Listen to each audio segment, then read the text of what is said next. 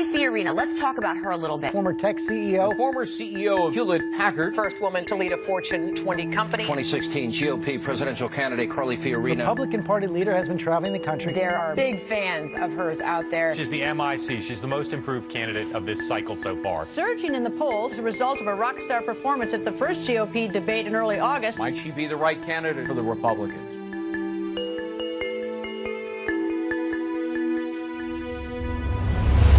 Let's talk about the Bay Area. Cool spot this morning in the north with Sonoma. Anywhere from 56 to 58 in the north and the southeast, and the San Francisco-Oakland complex about 58 degrees. Carly Fiorina, the CEO, president, and chair of Hewlett-Packard, a Silicon Valley superstar. Put yourself in the position of the CEO. Carly Fiorina deciding to go after Compaq. That was a very controversial strategy. We're going to be number one. At the next board meeting, Carly says she intended to clear the air and move forward. Sometimes the people with the harshest critics are people that are being the boldest about change and trying to accomplish really positive good things. So she drew a line. Not only did she act, but she insisted upon being fired rather than some sort of wishy-washy resignation over a period of time or something. She was angry, and she had every reason to be angry. And that's what separates sometimes the people that do things from the people that just dream about them. You gotta act. If you're afraid of failing, you won't get very far.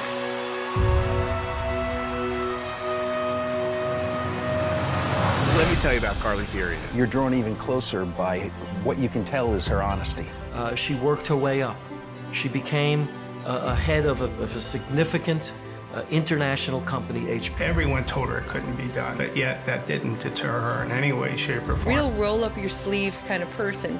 And that ends up meaning a lot. She's been a huge part of my life since, like I said, since I was like 10 or 11. Carly is almost indefatigable. She absorbs the blows, of which there were many. A cancer survivor. She went through 11 operations, extensive chemotherapy, radiation. The job needs to be done. You call her, it'll get done. Tremendous integrity, a strong point of view. She is dealing with problems facing people, and I think that really resonates. Carly's the most generous person I've seen on all levels. She does a lot more than write a check. She gives up her time. She often tells the story about her mother being a Sunday school teacher. I can relate to that. Even if she's had obstacles in her pathway, she has gone around them. I was struck by her intensity to listen to other people. Oh, she's enormously compassionate. She's a gigantic heart. I know that she's pro-life. She believes in her core. She says what she feels, not what other people think that she should say. And she's also a wonderful human being.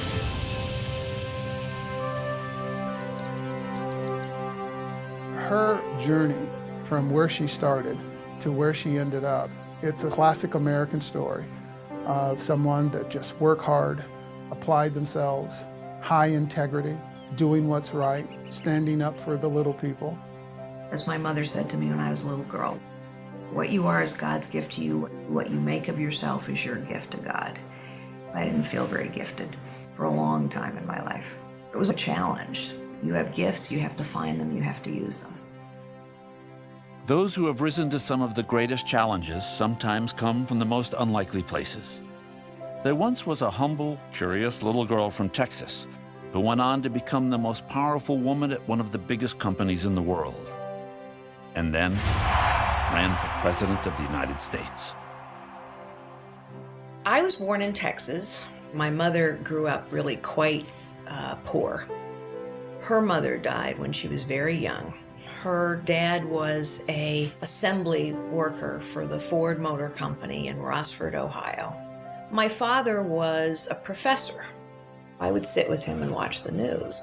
And he would get all mad at the TV, and he would argue with Walter Cronkite. And so I just grew up sort of listening to all this. And that's the way it is. He'd been a Democrat until FDR.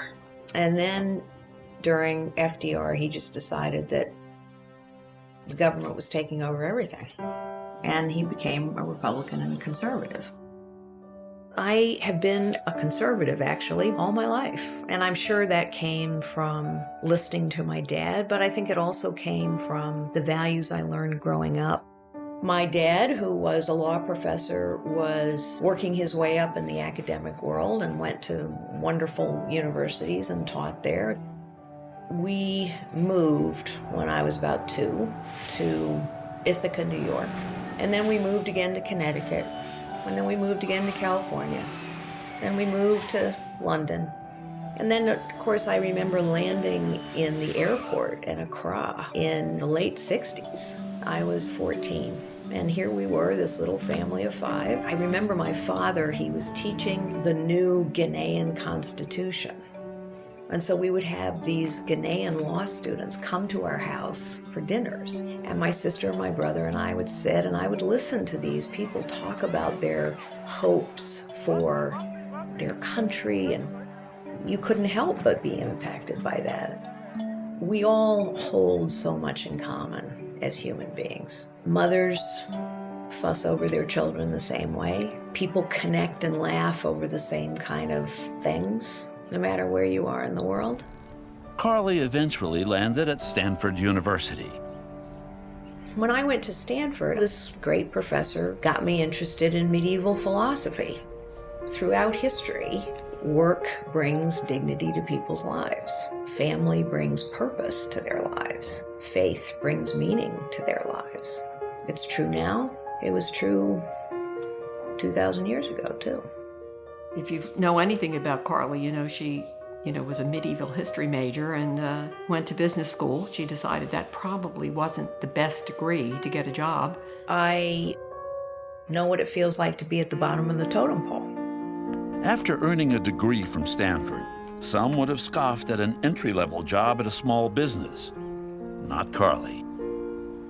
I started my business career as a secretary for a little 9-person real estate firm.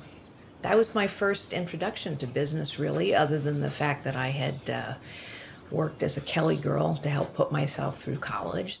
Eventually, I went on and got an MBA, ran away to Italy first to teach English for a year. My parents were quite concerned by then. I get an MBA, and I go to work for AT&T. I'm one of a million, and I am put into sales training. So reach out and touch someone. I never had a plan to become a CEO. I didn't really have a plan to rise in the business. For the first several years I was in the business, I was just trying to do a good job. Many of our AT&T had hundreds of thousands of employees, but Carly quickly stood out from the crowd. We must help each other. We must support each other to be successful. I've never liked the term glass ceiling because to me it implies that there's this invisible barrier. You don't know it's there, but one of these days you're going to hit it, and then that's it. You can't do anymore. Yes, there are hurdles. Yes, there are barriers. Lots of people have hurdles and barriers, not just women. Carly's life was about to take a sharp turn. Not even the savviest executive can predict matters of the heart. I was sitting in my boss's cubicle. And he was at his desk, I was sitting in the corner, and Frank and his boss walked by, and they all introduced themselves.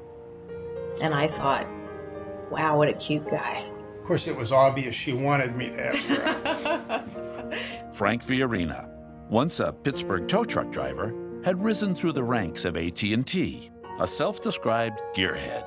Carly had fallen for Frank's big Italian heart, but she was unprepared for his big Italian family. It's controlled pandemonium at all times. There's food everywhere. I got chocolate licorice, and I put it in your mouth. That's how you learn to crawl. It's great fun. Multiple desserts, all homemade. So when we come together, it is almost like my fat Greek wedding. You know, everybody loves everybody, and then they're arguing about certain things. I drilled it this way, all the dirt came down on my face. I mean, look, after 30 years of marriage, I still can't do meatballs the way his mother does. He reminds me of that every time I try. Carly is an excellent cook. She's like magic, nothing plain. It's all really detailed. We're gonna eat. He brings me home for the first time. I walk in the front door, and that was it. I mean, it was just, he loves you, your family. That's it.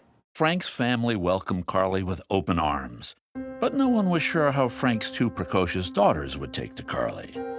Everyone has seen these Disney movies with the single father and the little girls that would play havoc with their dates that they would bring home.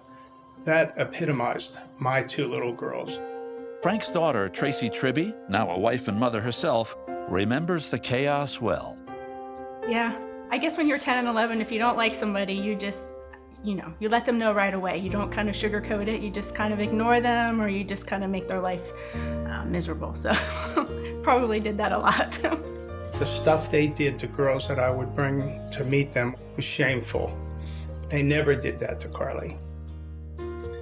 I could not love them any better if I had borne them myself. But they have truly been blessings in my life. She would sit on the floor with us, she would play games. It wasn't all about him. In fact, probably the other way around. Two things I had when my wife left me was a motorcycle and this little boat. Carly would go away for a weekend on the motorcycle with me on poker runs. And then I knew I really met the woman of my dreams. He was a bad boy. I was a lot lighter. It was fun. It was great fun. I mean, I'm on the back of a motorcycle with this wonderful, handsome man, and we had a lot of fun. I drove a tow truck, putting myself through school. I fixed televisions, putting myself through school. Played in a rock and roll band. That's how I lost my hearing. But underneath all that macho motorcycle, car, boat is and was a very sweet man who appreciated everything about me, including my brain, and that meant a lot to me as a young woman coming up in a man's world. I used to have a little 16-foot runabout boat, and the four of us would literally, when we had a weekend off, we would spend a whole weekend on it. Carly and Lori would sleep on the floor of that boat, and Tracy and I would fold down two little seats and sleep on them, and it was quite wonderful. We would eat peanut butter sandwiches and swim, and that's how I learned how to water ski, and we would spend all night on the boat. And several times, the boat would break loose. We'd wake up in the middle of the lake, and they were great times, simple times. One time we drifted 5 miles. All night long she kept telling me, we're moving. I kept saying, go to sleep. We were moving. 5 miles. I wasn't sure where we were when I woke up. Carly adored Frank's children, embracing them as her own. The couple had hoped to add more to the family, but time was catching up to them. There was a group of 6 or 8 of us that had gone out to dinner and were having a lovely time. We went to the bathroom, as women need to do together, apparently. And I found her there sobbing. And I said, Carly, what is the matter? And she was sobbing because I think it had hit her on her 40th birthday that it was not going to be in God's plan for her and Frank to have children of their own. When their first grandchild was born, she was named Kara. Carly called me so excited to tell me about this new grandchild, and she says, Carol, they've named her Kara. Do you think it's after me? I said, of course she's named after you. Grandma, smile. Carly finally found the love of her life and a new family. While her fortunes continued to rise at AT&T. If something looked challenging, it was interesting to me. I found I would run to problems. If there was a problem, that's where I wanted to be. Her star was rising fast. So fast, she was admitted to MIT's prestigious Sloan Fellowship program. Many of the world's visionary leaders had passed through these doors. And now, so would Carly. We met in the ladies' room. We were both entering MIT, the Sloan program.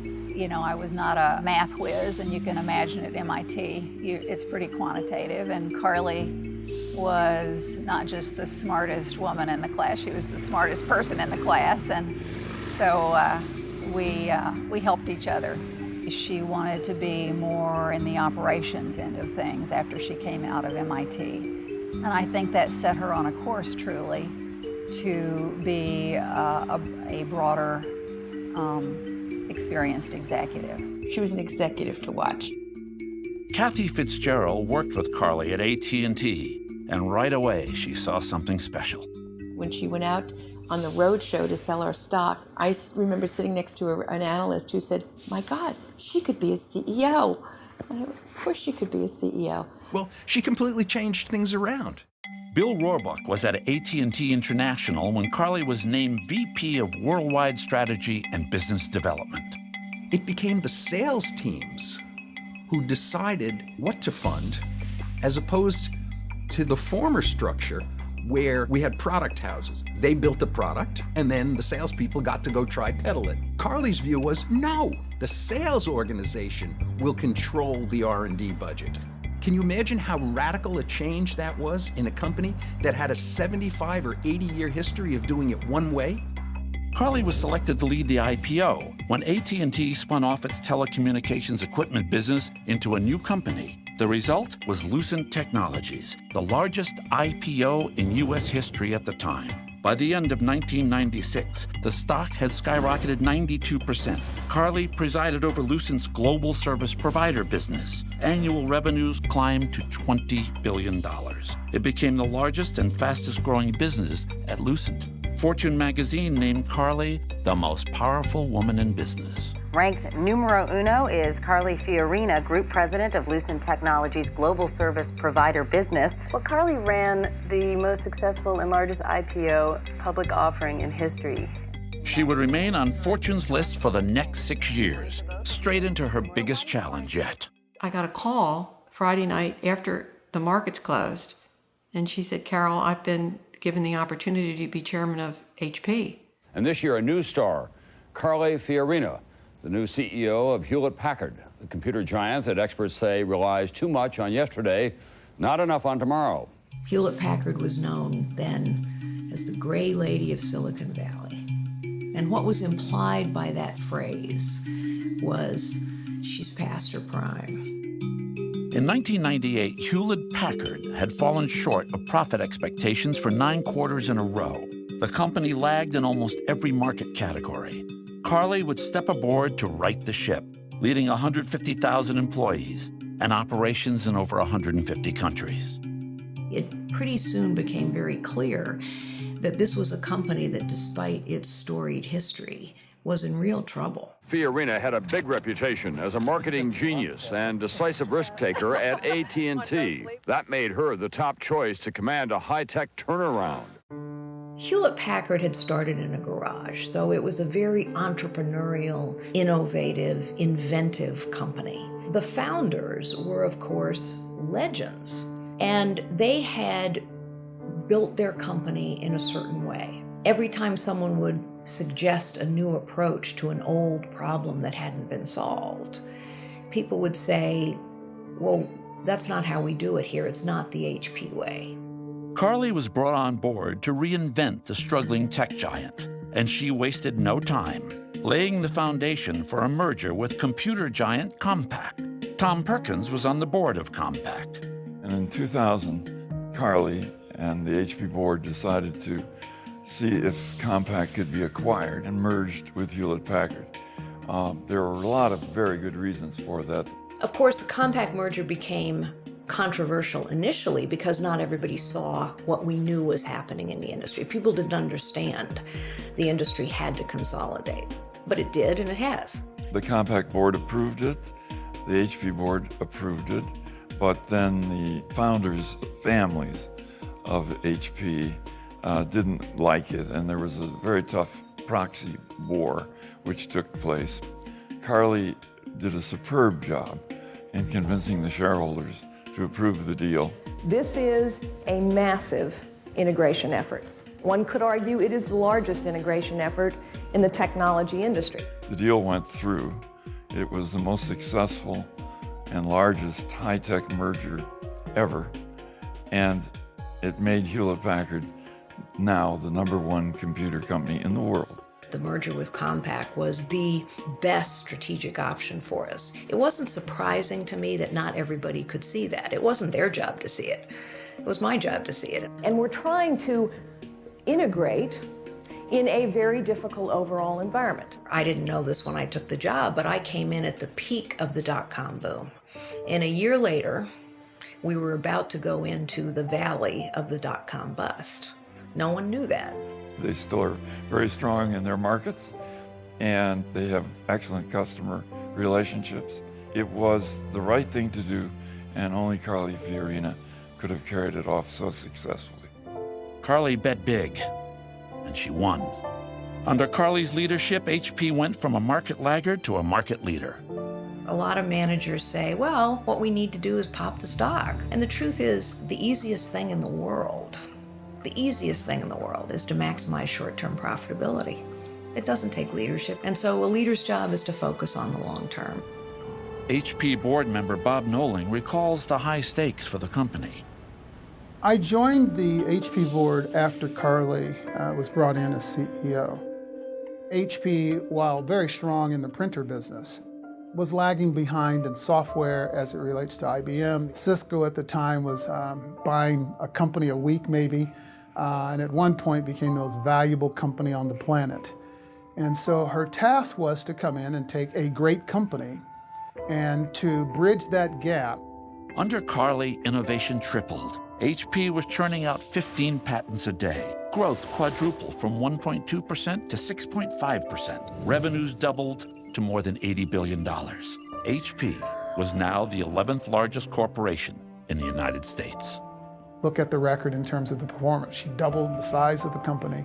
She was very good at making tough calls, and she made some big bets. The economist Thomas Friedman wrote that under Carly, HP has gone from a company that had 87 different supply chains, each managed vertically and independently, with its own hierarchy of managers and back-office support, to a company with just 5 supply chains that manage $50 billion in business.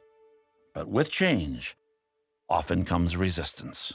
If you look at the data, there had not been a cloud in the sky as it relates to her, the company, and the board. Then out of the blue, we get this tumultuous event that she's asked to leave the company. And if you just look at the data, she performed and she did the job she was asked to do. From day one, the HP board has been, I would say, weak and controversial. It has a long, troubled history. It has been called the worst board in corporate America.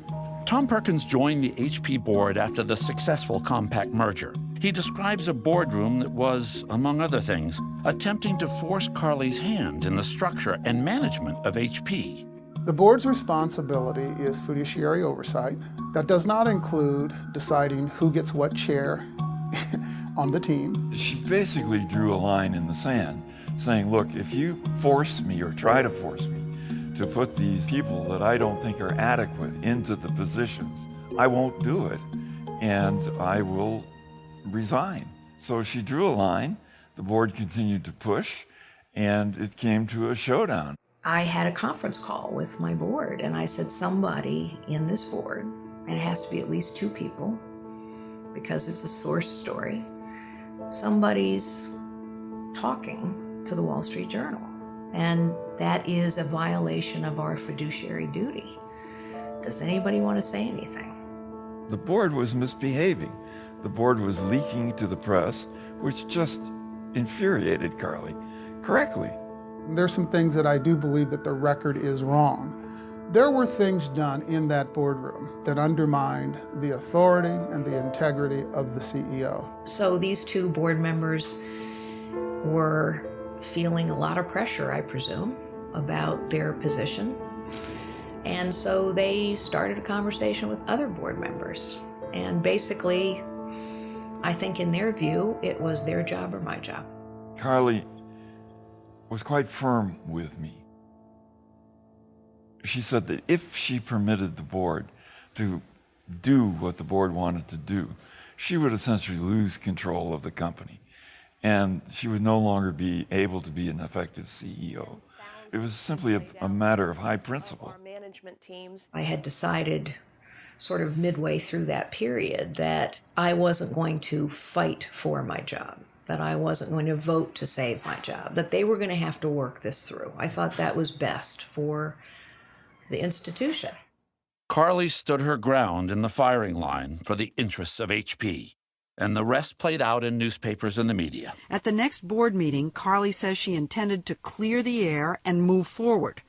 But when she showed up, she was fired, effective immediately. It came to a showdown where essentially the board said our way or no way. And Carly opposed that and took the position, this is not what the board should be doing. You've given me the option to gracefully resign from this situation. I'm not going to do it. This point is too important. I demand to be fired. And it was a very short conversation where I told her the decision of the board. And then I apologized to her. I told her I'm very sorry. And I was very sorry. Not just for her, but for HP. I went with the majority. I'm now somewhat ashamed to say, but it happened. The fundamental problem at HP was not Carly, but the board itself. She has tremendous integrity, a strong point of view. I admired how she handled herself. I admired her tenure there. I thought she did the job she was hired to do. And no, I don't think that that was a justifiable firing. Carly Fiorina, the CEO, president, and chair of Hewlett-Packard, was a Silicon Valley superstar, and the HP board ousted her yesterday after nearly 6 years on the job. They really talk about how she was booted out. No, let's call it what it was. It was a board dysfunctional coup d'etat, whatever you want to call it. So that part is wrong. And when you look back on it, Carly served as CEO of a giant company longer than most do. And I think she can take huge, huge credit for the success of Hewlett-Packard.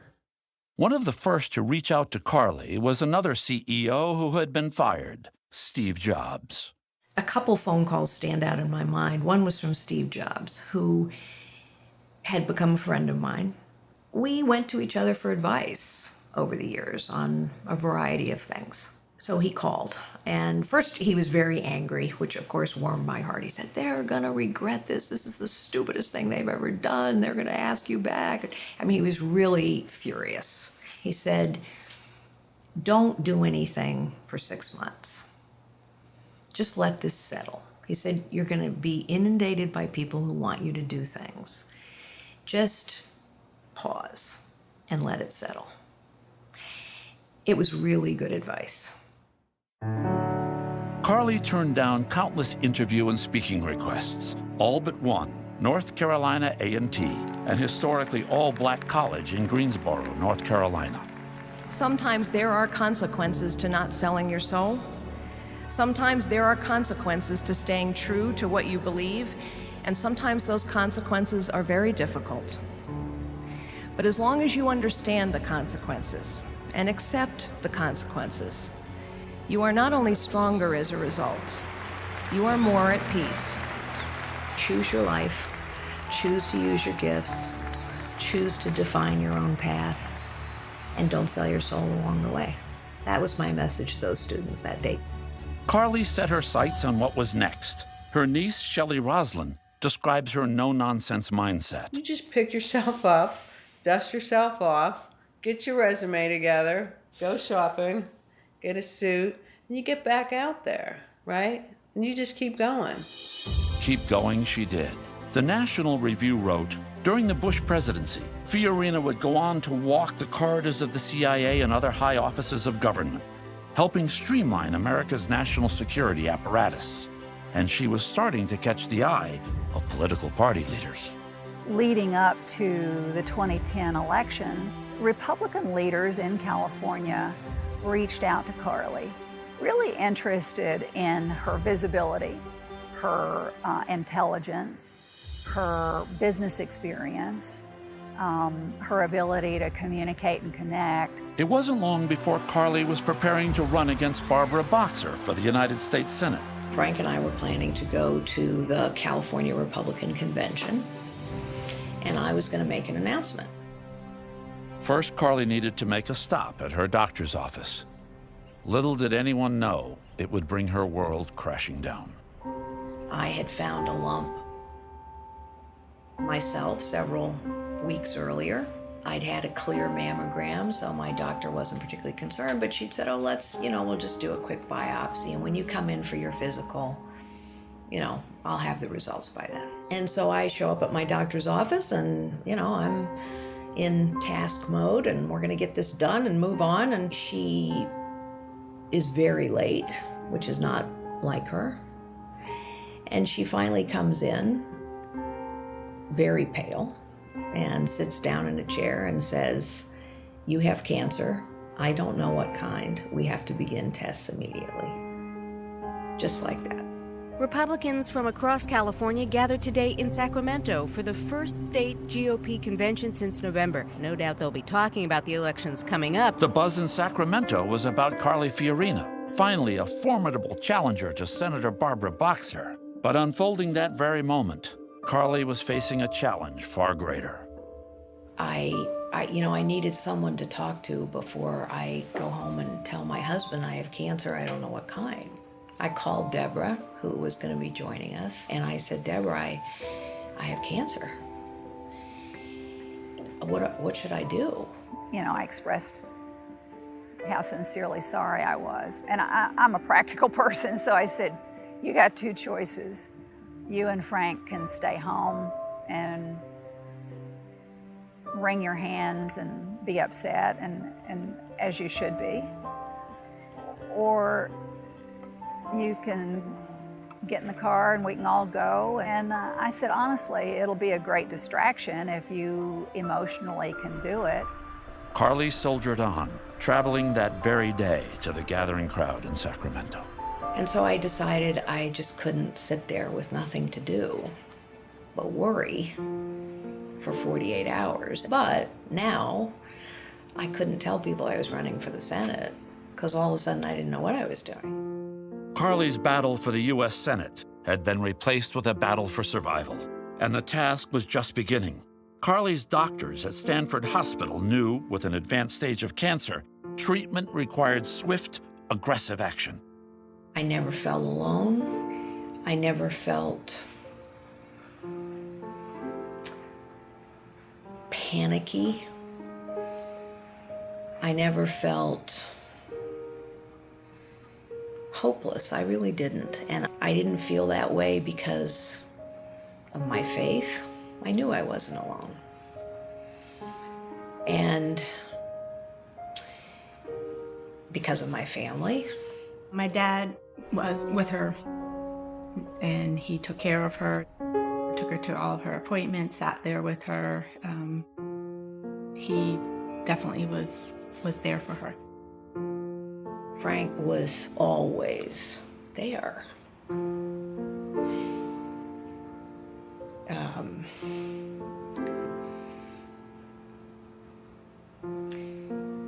Gosh, he made 1 million grilled cheese sandwiches, because sometimes that's all I could eat. He would go make grilled cheese sandwiches. Carly was taking time day by day, but the fast-paced world of politics waits for no one and under no circumstances. She really had to make a decision, do I go forward? Despite her unfolding battle with cancer, Carly decided to move forward with the run for Senate, worrying friends and loved ones who knew her all too well. It's not Carly to sit home and just recuperate. Well, she's making a run for the Senate seat currently held by Barbara Boxer in California, but that's nothing compared to going through chemotherapy. Carly Fiorina joins us. Earlier this year, just 2 weeks after a clear mammogram, I discovered a lump. In 2009, Carly's breast cancer diagnosis wasn't the worst news she would receive. Frank and Carly's daughter, Lori, was fighting a battle of her own. There came a point in Lori's life where it was clear her life was falling apart. She was falling apart. She drank more and more and more until it affected her work. When she ultimately lost her job over it, and that's when we really knew there was a problem. You can get someone into treatment, but ultimately they have to decide to save themselves. But as parents, you desperately want to save your child. We were all trying to help her get better, and she was in and out of rehab, and you just never knew when you were going to get that phone call that she was in the hospital or that she needed help, and so everybody was kind of on call all the time. And she had come toward the end of her chemo treatment, which had kept her largely in California. We'd had lunch, and she said to me, you know, I'm just beginning to feel like myself again.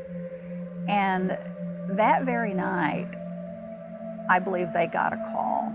In October 2009, Lori-Ann Fiorina became one of the over 100 Americans to die daily of drug addiction and abuse. Carly and Frank suffered a tragic loss. And through it all, Carly discovered new meaning from a higher source. I think in the end, she would not give up the substances she craved. Grace has to save you, truly, and she would not let go. And I think her poor little body, she was always a little girl. I just think it gave out. I sort of thought about God as distant. And I woke up one morning, it was actually Christmas morning. We had been to Christmas Eve services the night before, and I prayed during that service. I prayed to know, send me a sign, let me know. And I woke up the next day on Christmas morning, and it was just clear as a bell to me. And the analogy in my mind was the GPS system. And I thought, here we have a global positioning system that man created. And that system manages to track billions and billions and billions of moving people and things. If man can do that, then God can do that. And it was just resolved in my mind that, of course, I have a personal relationship with Jesus Christ. That revelation has saved me. It saved me through Lori's illness and death. It saved me through cancer. It saved me. As 2009 drew to a close, Carly, in 1 year, had experienced enough turmoil for a lifetime. In that instance, the last thing she wanted to do was leave family, friends, in a period of true mourning and come back and try to get on track again. That's Carly. There's a cancer diagnosis that ends up getting more complicated, and what distracts her from it is meeting with different people to talk about a Senate campaign.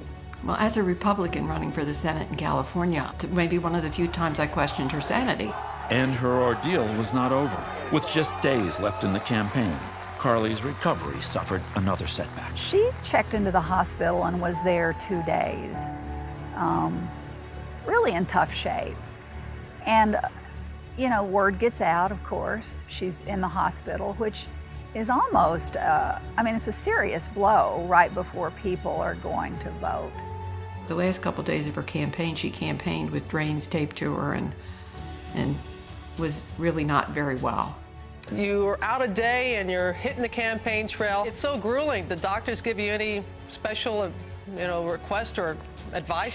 Well, of course they said try and take it easy, which is impossible. Carly had been through a grueling year of making speeches, nearly bald from chemotherapy. Now, in the last moments of her campaign, she ripped the drainage ducts out of her chest before going on stage. I had to go speak to my supporters. I would be damned if I was going to do it with those pieces of plastic inside my body. Carly had beaten cancer, but the high turnout of entrenched Democrats in LA County got the better of her plans for Senate. When I first started this campaign about a year ago, almost a year ago exactly, as a matter of fact, when some of you may remember I was bald, I have a little more hair now. Our country was founded on a truly radical idea. The idea that everyone has potential. Instead of hard charging straight back into the political arena, Carly expanded her efforts in helping those less fortunate. When it comes to poverty in the third world, women aren't the problem, they're the solution. Joining us here, Carly Fiorina, former senatorial candidate and CEO. She had begun a foundation called the One Woman Initiative in conjunction with Condoleezza Rice at the State Department. I'd also like to thank the co-chairs for this event who are joining us. Carly Fiorina, thank you very much for being here. Carly was originally global ambassador for Opportunity International. Opportunity International sees the poor not for their liabilities that they have to fix, but for the assets they have in relation to their community and the relevance they have and what they can do with just a bit of support. We focused on supporting grassroots women's organizations in very challenged parts of the world where women don't have access to justice, where they don't have access to leadership training of any kind. Opportunity International is an organization that not only has its heart in the right place, but is building a systemic, sustainable solution to the world's poverty. To those of us that know her, everybody counts. She doesn't disregard anyone. I mean, she doesn't forget for a moment her humble beginnings and the road that she traveled. Cindy Halberlin is the former president of another nonprofit close to Carly's heart, Good 360. There was nothing she wouldn't do. She spent a huge amount of time sitting down with us and helping us with strategy. I mean, she got in the car with me and would drive to places and meet with high-level executives and pitch the organization. It was unbelievable. Good 360 takes excess or obsolete or unsold inventory from companies. And instead of that being destroyed or ending up in a landfill, we distribute it to 45,000 charities in this country and others around the world. Carly's leadership in Good 360 has, in essence, transformed the way we do business. We've become a healthier, more vibrant organization.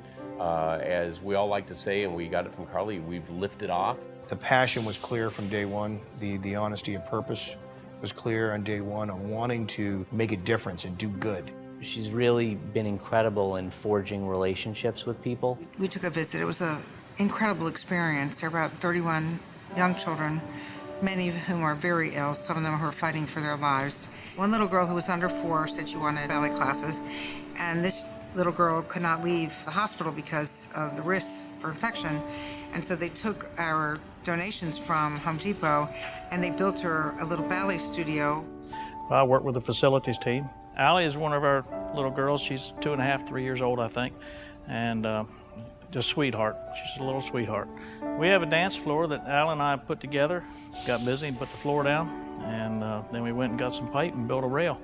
Went on YouTube to find out how to build a rail, how high to make it, and all that kind of stuff, and we just put it all together. And then Carly got to go with this little girl, Allie, and to the dance studio, and Carly stood with this tiny little person on the ballet bar who taught Carly how to dance. She would do a few steps, and Carly would do a few steps. It was wonderful to watch. It's just amazing. When I walked in here and saw her dancing the first time, it just touches your heart. I think sometimes as Republicans, we tend to talk about our policies. And we talk about our policies because we know our policies work better. We know the facts are on our side. It's just that sometimes when you talk about policy, it doesn't land in somebody's life. That little girl who once doubted her gifts has devoted her life in helping others unlock their potential. Today, she runs for President of the United States, a citizen bringing America back. Citizen Carly. Let me tell you about Carly Fiorina. I remember sitting in a board meeting with her. She literally sat down at a laptop, took off her jacket, and just started typing. She said, "Hey fellas, remember I used to be a secretary." What I realized about her, she was just the real deal. Frank has always known that Carly was going to make a difference in a very big way in this world. And so here she goes. Her family has faced these struggles. She's faced these struggles with her business career, and she's faced these struggles trying to speak truth to California, which takes real bravery. This is a lady who Forbes and Fortune had labeled one of the most influential business people and females in the business community. Going through her cancer, going through the death of a daughter, which people never really recover from, they now have perspective. And I don't think you get perspective unless you've actually lived through some of the wonderful highs and you've lived through some of the awful lows. She's not an old suit, if you would. Here we go again, here's the same cast and crew. No, this is a new, fresh face with a plan to make America fresh again. It's not like what you see today in politics. People are being rewarded for failure and punished for success. It should be you work hard for it, you should earn it. There's no question in my mind that Carly Fiorina will earn everything that she gets, as she has in the past, and she will in the future. She's got a lot of that moxie and fearlessness, and it comes from a sense of resiliency that you need to lead. She doesn't strike me as a politician. A politician sort of has an end game. They're going to slide to this position, to that position. That's not Carly. Telling the truth is an option to be used or not to be used as necessary by Hillary. Telling the truth is the core principle of Carly Fiorina. I believe that running this country is one of the largest businesses in the world. It's time we put a business person in there to run a business. It is important to remember that ours was intended to be a citizen government. That is what by, for, and of the people means. When did we get used to the fact that only a professional political class could run for office? The truth is the professional political class, those protectors of the status quo, they have let the citizens of this great nation down. And I think what's unique about her is just her experience dealing with real life problems, both here and in her dealings around the globe. I know King Abdullah of Jordan, and I applauded King Abdullah's leadership when his response to the beheading of a Jordanian pilot was to immediately execute 2 convicted terrorists and begin bombing. Here are 4 very specific things we can do, we should do, and we must do to push back on Vladimir Putin. And number 1, we should rebuild the 6th Fleet. Number 2, we should rebuild the missile defense program. Number 3, we should conduct aggressive, regular military exercises in the Baltic states. And number 4, we should arm the Ukrainians. Vladimir Putin would get the message. What we have here, we have a person that wants to see America run differently, run it like a business, be a compassionate business leader. I believe that she can make a difference, and she's extremely qualified to do so. She's got strong fiscal management. She has led large organizations. She understands bureaucracies. Carly's always been about, how do I make a difference and change the world? I think she will put everything she's got, every fiber of her body will go into trying to make a difference for the people that live in this country. And she's actually created jobs and lived within a budget and worked to make America stronger. If she can reach the people, she can win this. People like me, the gearheads, the boat guys, the car guys, the race guys, the construction workers, the guys that wear a name on their shirt. Quit complaining and go vote. You can make a difference.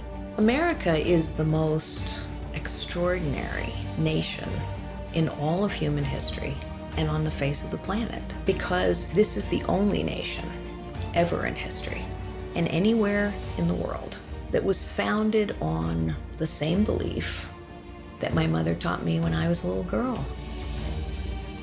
Are we going to be, once again, a nation of limitless possibility? Are we going to be a nation where every American, regardless of their circumstances, believes their lives are defined by possibilities? Citizens need to decide if we're going to take our government back.